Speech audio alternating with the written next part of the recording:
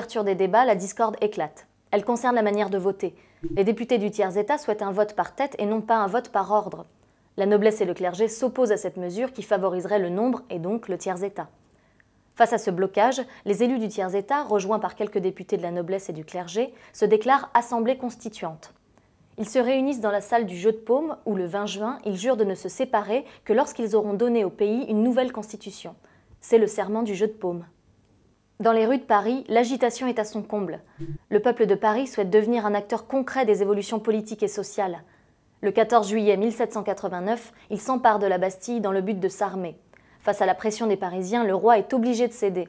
Il reconnaît l'Assemblée constituante, la monarchie absolue disparaît. Mais alors que les Parisiens célèbrent leur victoire, il court dans les campagnes françaises les rumeurs les plus folles. On raconte en effet que les aristocrates ont engagé des bandes armées pour massacrer ceux qui étaient favorables aux idées révolutionnaires. C'est la grande peur. Mais l'Assemblée constituante, elle, ne cède pas à la peur et continue son travail.